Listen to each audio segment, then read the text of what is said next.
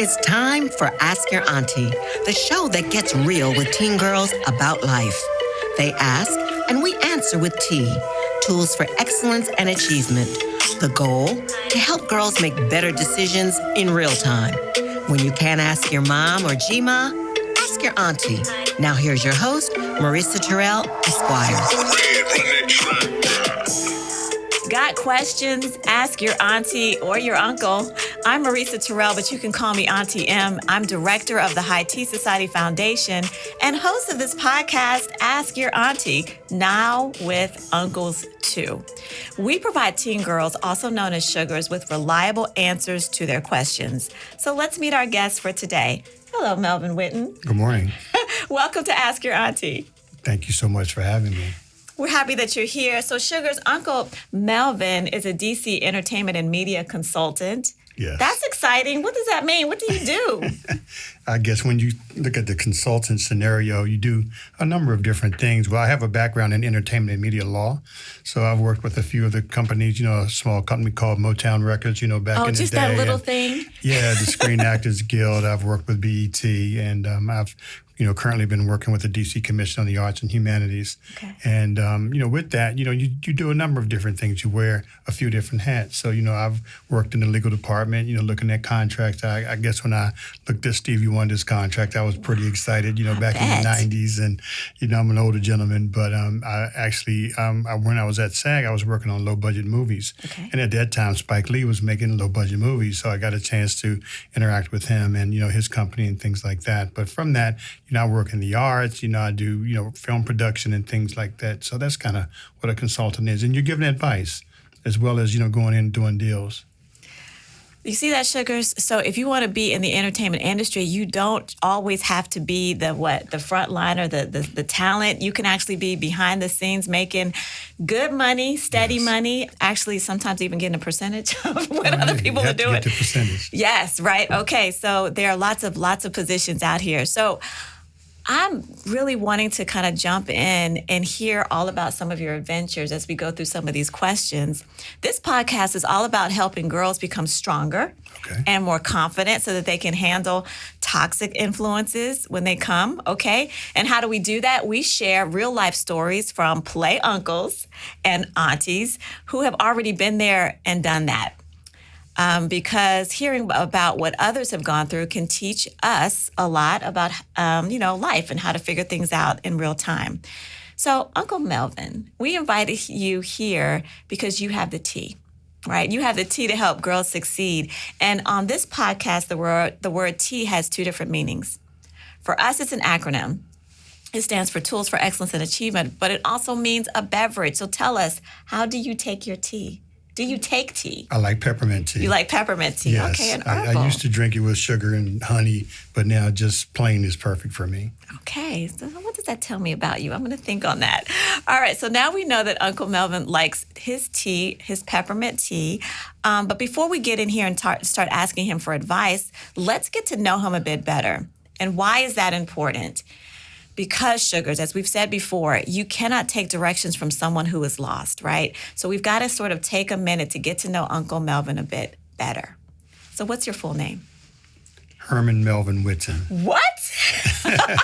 I'm a junior, so I go by my middle name. Wow. Call my dad Herman. And I didn't want to be, an older person, and then they still calling me Junior, so they've always called me Melvin. Okay, I didn't know that. All right, so where did you grow up? Washington, D.C., and I'm a Southeast person. Okay. Yeah, so you're I'm from the very ward, proud all of right. Southeast. So is that like 7, 8? Ward 6? 7. Okay, Ward 7, all right. Now, what high school did you go to? H.D. Woodson. H.D. Woodson, that's a big school, It's or a big definitely school. was big then. Yes. What was it like going there? Yeah, well, to go there at that time, you had to major in something, so I majored in humanities. So in Perfect. 10th grade, I'm reading Chaucer and, all these different things, the Canterbury Tales and things like that. Yes, I remember that. Wanda Abreu. Right. I remember that. So it just kind of, even when you didn't know it, it's kind of giving you some kind of a background, literary background Right. that, ends up boding, well later on in life. So humanities, were you like the athlete? Did you? I played football, yes. I played football and baseball. So I played sports all my life. So played football and baseball at H.D. Woodson. So you were busy. And then when I went to college, I played football as well. Okay, and what kind of grades were you getting in high school? I gosh, I got like honor roll pretty much all the way Okay. through. My 12th grade year only had government, so I went to the Lemuel Penn Center half of the day, and then came to H.D. Woodson and had government. So pretty much A's and B's, mostly A's. Awesome.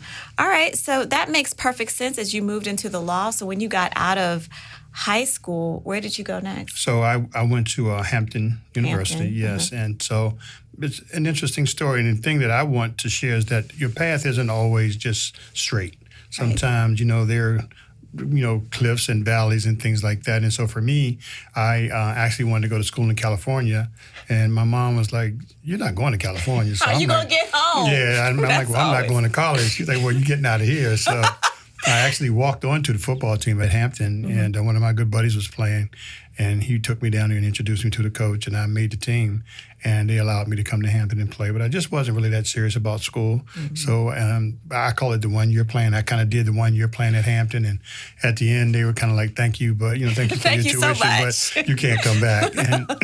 And I tell this story because if that's kind of where my story begins.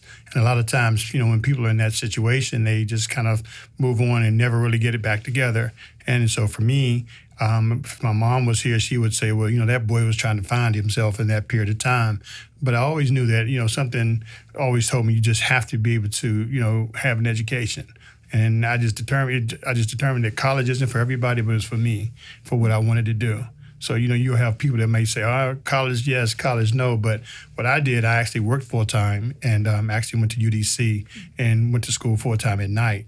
And as the story goes, I graduated at the top of my class. I was, student of the year and the whole bit, and I had a major of business management and ended up going to law school. I went to Howard University School of Law and came out of there in 1995. Okay. And had an interest in entertainment law. So I had a good friend that actually used to work here, Mr. Bruce Walker. And when I was in school, Bruce, grew up across the street from me, and he said, "Mom told me you were in law school." I said, "Yes, I am." And he was living in California at the time. And he was saying, "Well, what are you going to do?" I said, "I'm going to go back to New York, work on Wall Street." And he says, "No, man, do the entertainment thing. I'm in entertainment. I work at Motown." And really talking to him kind of changed my life. So, he's a brother forever.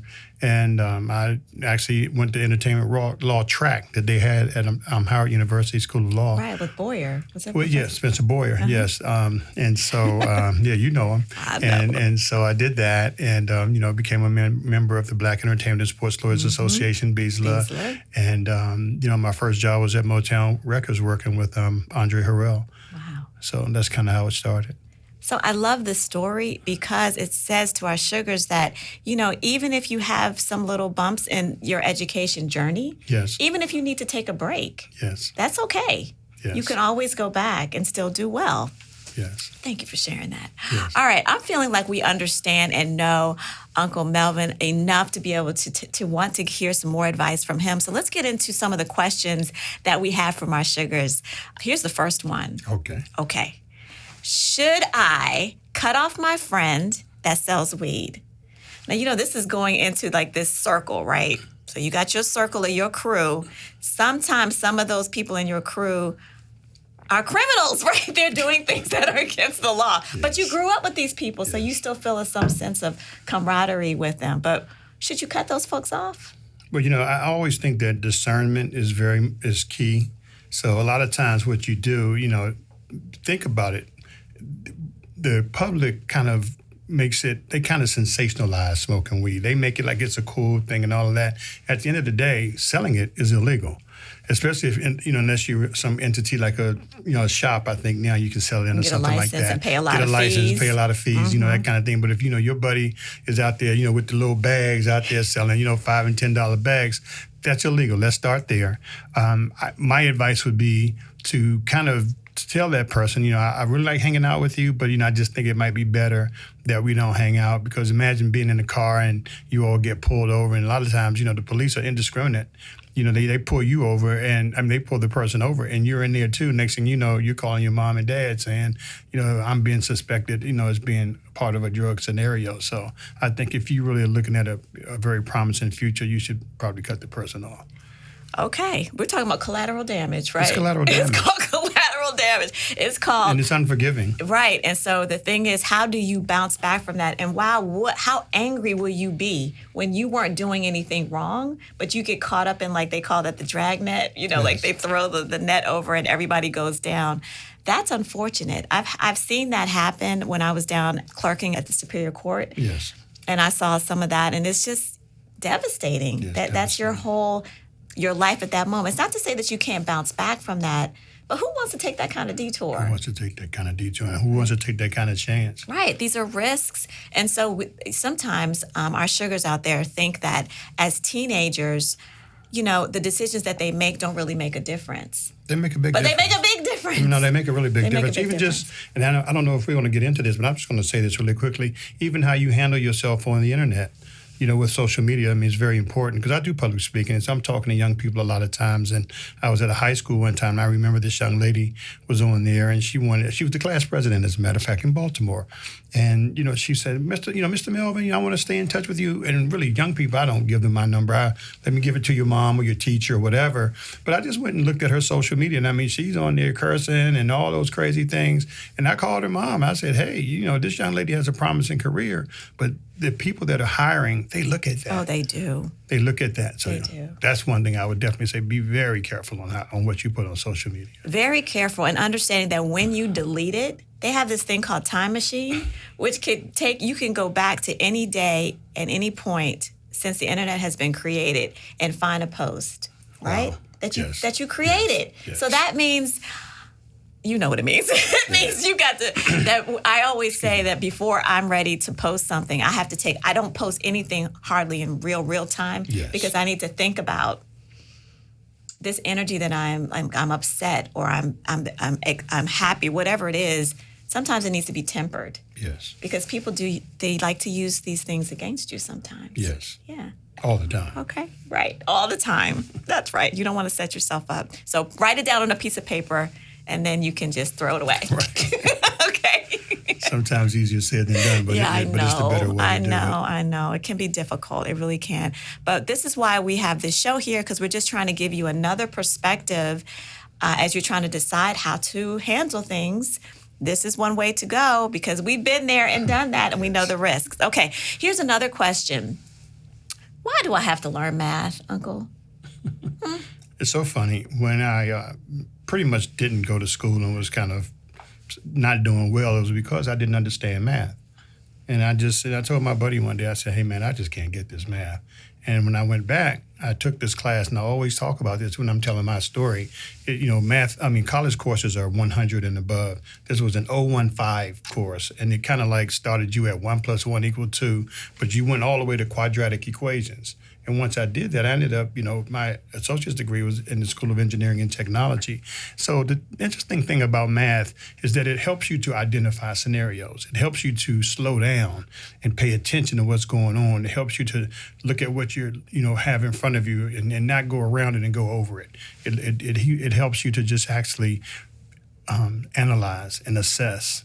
And I think that's what you have to do in life. That's such a unique perspective. I actually never thought of math in that way. But you're right, because you cannot move to the second part of that equation.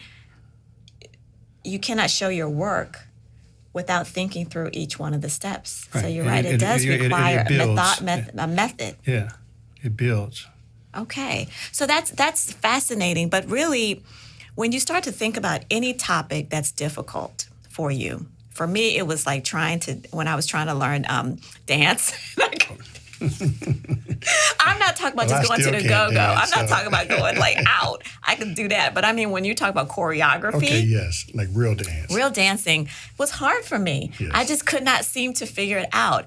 And I remember my dad saying, you just got to practice. Yes, you just got to practice. Some of these things, when you get into school situations or even sports, it's about how much skin are you going to put into the game. Yes. So if you're in school and you're struggling with a subject, that just means you need to spend more time and maybe a different approach to how you study.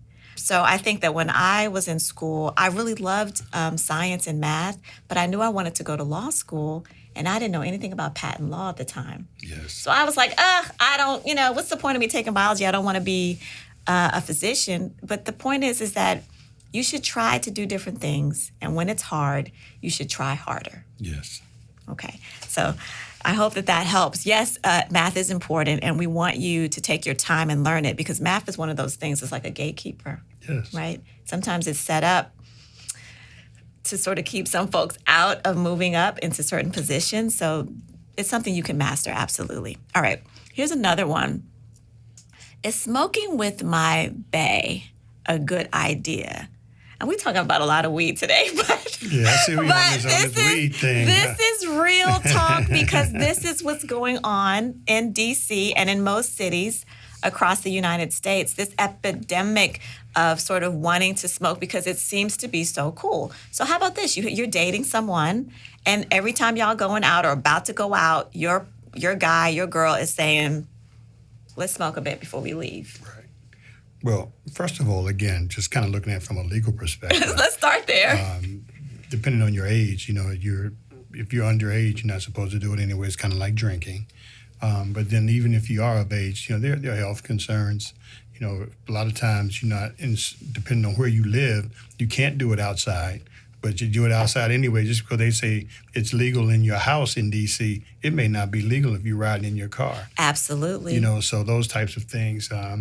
Sometimes, when you're clipping channels, you just kind of see some of these little crazy shows, and, the police officer, comes up, you roll your window, there's smoke coming out, and you just see the crazy look on the person's face. But it's that kind of a scenario. I mean, I think that I think your question was, should you? And the should you, again, it comes back down to discretion. And what do you want out of life? You're always kind of constantly asking yourself, what do I want out of life?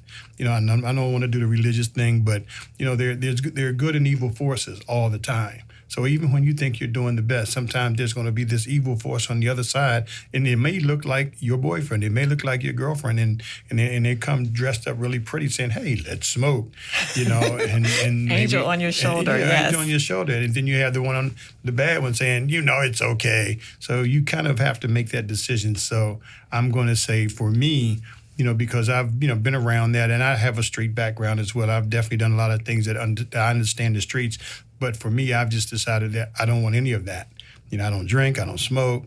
I remember when I was at Motown, at that time, that was the height of the entertainment industry. We had Boys to Men, a lot going on. We're going out. Everybody's drinking Cristal.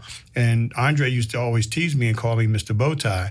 And then he would say, yeah, and get him orange and cranberry juice. So they've got all these bottles of Cristal coming back and then this little glass of orange and cranberry juice. But you have to stand on your own principles. And I think that would be the message I'd like to leave.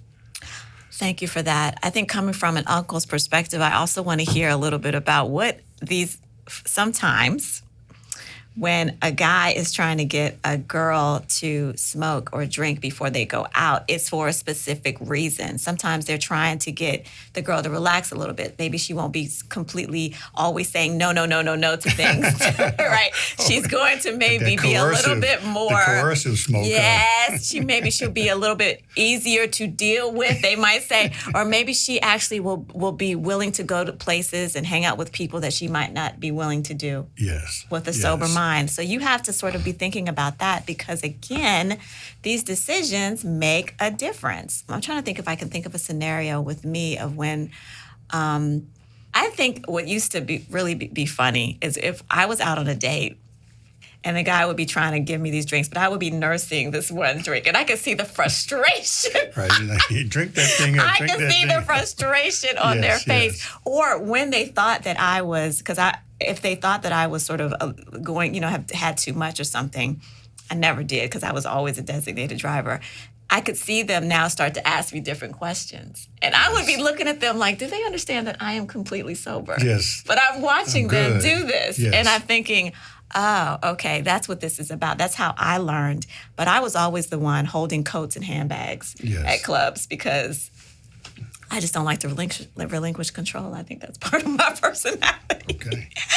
Okay, here we go. Too much information. Let me see if I can get to another question. What about college? You mentioned that before, that maybe college is not for everybody. So here's the question. Should I go to college? Okay.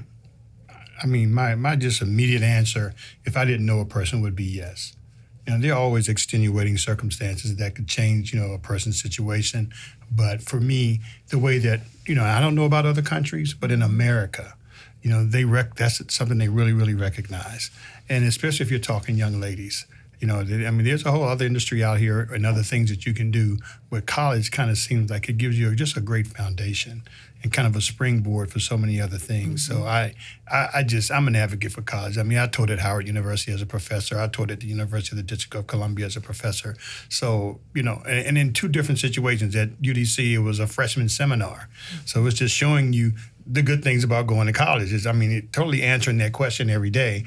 And then at Howard, I taught a senior level course called Fundraising for the Arts, and now it's called the Chadwick Boseman School of Fine Arts. So I taught there. And I had seniors getting ready to go to Hollywood and getting ready to go to Broadway. So I just saw, how it just helps you. And it helped me. It changed my life, just changed my life. It's interesting that now there seems to be a sense that going to college is not necessary for it to be successful in a number of different, entertainment-related industries. Mm-hmm. But I find it to be interesting as I think about some of the celebrities that make the most impact, the ones that have the best vocabulary, the ones that are able to think critically, who can read an agreement even though they're not an attorney, understanding just how to comport themselves simply because they've had more experiences. Yes. It's not always because they maybe took philosophy, but it's because they're now in a different environment. Yes. With exposure to different professors, more diversity, different foods. All of this makes you a more well-rounded person. Maybe they've now traveled abroad because they had an opportunity to do that.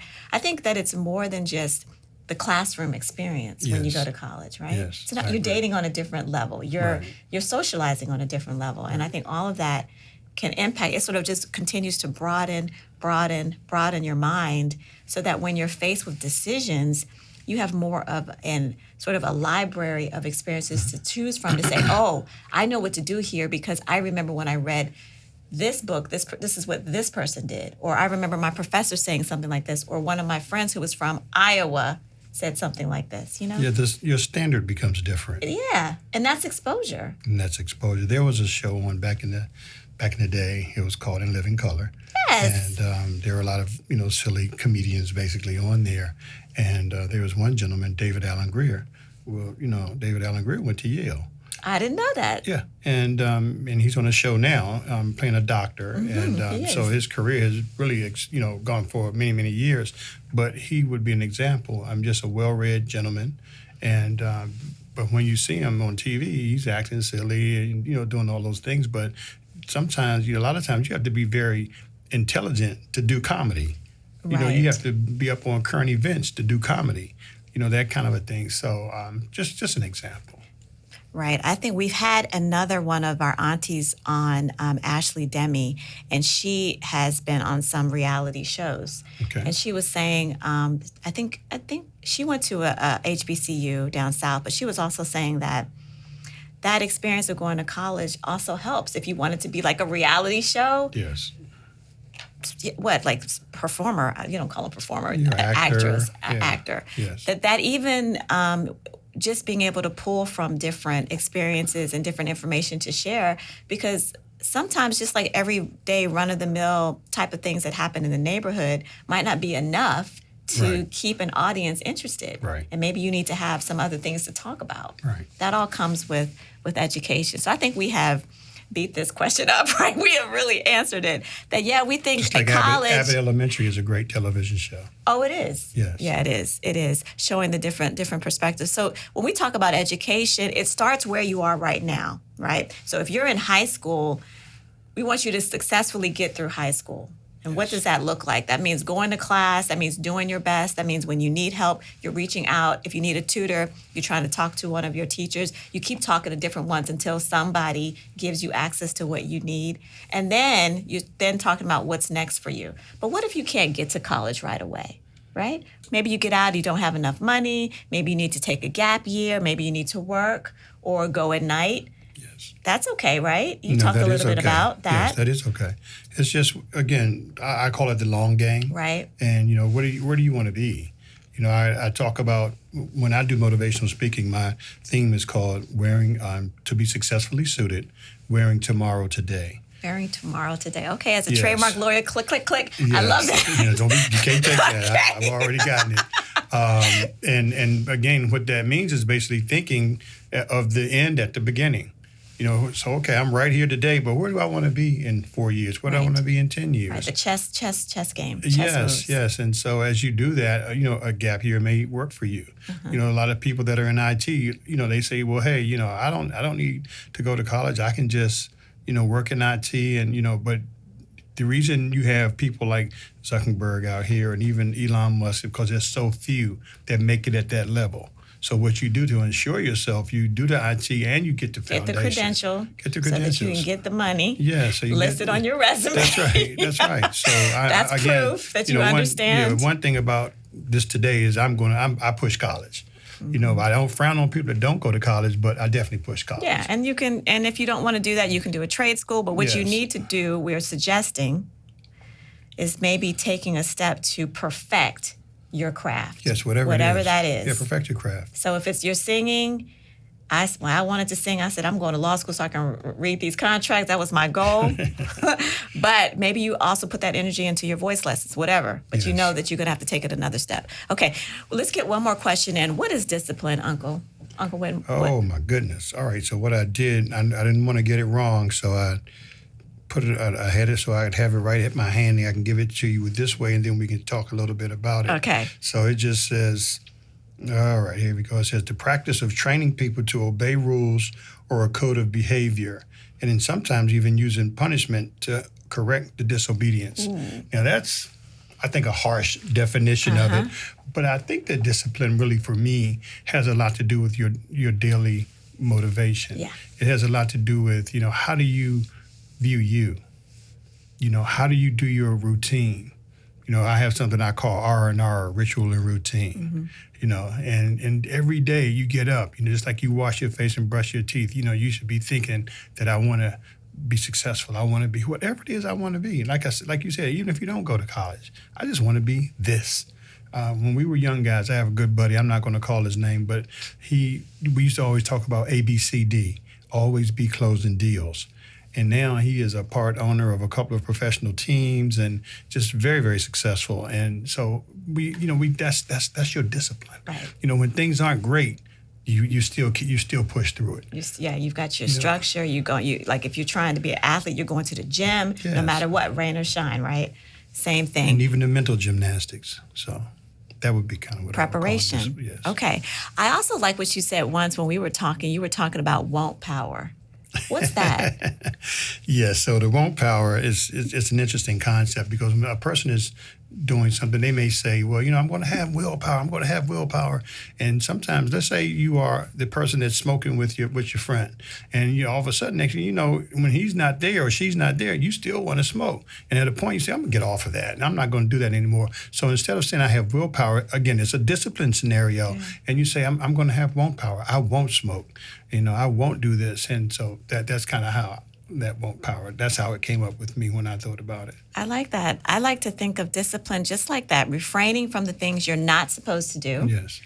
And doing the things you are supposed to do, right? So it's like a Sometimes double, it's a simple two sides of the same coin. Yes. And it takes effort. It takes effort. To be the lone person standing, right? Yes. And making that decision. So this has been really great talking to you. I'm going to call you Uncle Mel now. Oh, my goodness.